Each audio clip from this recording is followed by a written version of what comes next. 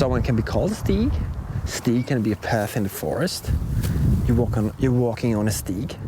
Hello and welcome, my name is Victor, and today in my hands I have KASTAPLAST latest disc, and it's called Stig.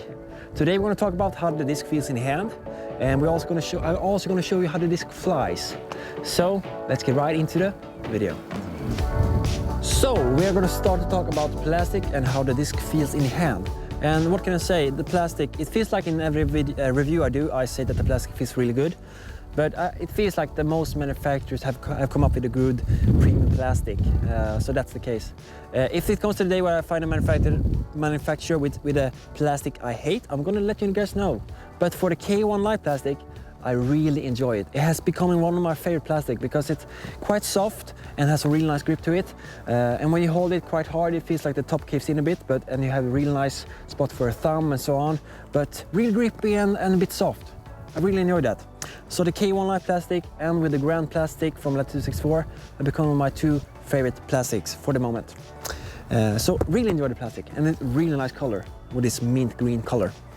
How the disc feels in hand is really similar to the KASTAPLAST, which KASTAPLAST have just announced that they're going to retire. But if you love that disc, don't be too sad, because I think the Stig is going to be a good replacement for that disc. So I think that was everything for the plastic and how it feels in hand. So let's get over to the flight numbers. So the flight numbers on Stig are 6 in speed, 5 in glide, -2 in turn and 1 in fade. So it's an unstable mid-range. Let's carry on. Let's show you guys how the disc flies, and we're going to start with hyzer. We're going to start to talk about how the disc fly on hyzer. But just before that, I just want to let you know that I threw on a flat surface today, but it was a lot of wind. So I threw both in the tailwind, and when I picked the disc up, I threw it back right in the headwind. So you guys are both going to see how the disc reacts on the tailwind and headwind. And then you guys are going to figure out how the disc flies when there's no wind at all. But let's be serious, it's always some wind on the course. But today was a bit more. But Stig on the hyzer. Yes, what can I say? In the tailwind, it flips up to flat, pushes a nice distance before the fade kicks in at the end. It may be, if you put some more push on it and spin, it might flip up and turn a tiny bit. But with this tailwind today, it was more like flip up to flat, push and fade. In a headwind, it's more likely going to flip up to flat and turn before the fade kicks in. If I had some really nice push on it and so on, I think it's even going to become to a roller in this headwind. So let's go over to when we throw it flat. So when we throw the Stig on the flat shot with the tailwind, it pushes a nice distance and it's going to turn a bit before the fade kicks in at the end. It never really became a roller in the tailwind, but when we put it throw it right back at the headwind, it became a roller. Almost no question about it.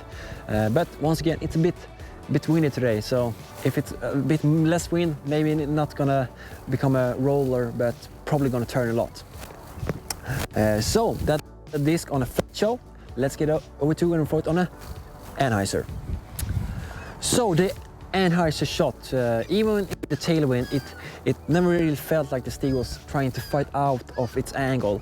It was just holding its angle the whole way, and you can maybe see some slight hinge that it was trying to find its fade back at the end, but really holding its angle that you put it on. And in the headwind, it became a roller. Yeah. So that was all the backhand shots. Let's get over to when we throw it on the forehand. The Stig on the forehand. Once again, I'm not a big forehand thrower, but I tried to do some standstill shots here today, and I had to put it on quite a bit of hyzer angle, so it wouldn't if you're going to throw it flat, you're probably going to turn quite a bit with its on stability. So I put it on quite a bit of hyzer, to get it to flip up flat and push some distance or meters before it faded to the right at the end. But you had to put some hyzer on it to get a nice slide of it. So I'm also going to let you guys know how my furthest shot went today. So let's do that. So I also wanted to see how far I could push this disc today with the tailwind. So I aimed a bit right and thought the disc was going to flip up on a hyzer shot. The wind was going to push it left. It landed a bit more right than I wanted to, but it has a nice flip up, pushed really nice with the wind, and went about 122 meters. So in a like nice tailwind, this can fly really far with my arm speed and so on. So really nice. But does it find a spot in my bag? I'm gonna let you know right now in the summary. So the Stig, what can I say? Stig means in Swedish like path in the forest. And it's also named, you can be called Stig. I don't really know what they are referring to, but it's probably not the name Stig. It's probably more like a path in the forest. Yeah, with that said, the K1 line plastic, I love the K1 line plastic. Grippy, soft, what's not to like? But does this disc find a spot in my bag? Not at the moment. I don't know what disc it would like take out to have a spot for this, and in which scenarios I'm going to throw this disc. At my home course, it's almost like super windy, so I want to rely on more stable or overstable disc, like my Trust and Silicon from Left Disc. But if you want an unstable disc or have a slower arm speed, I really think you can enjoy the Stig.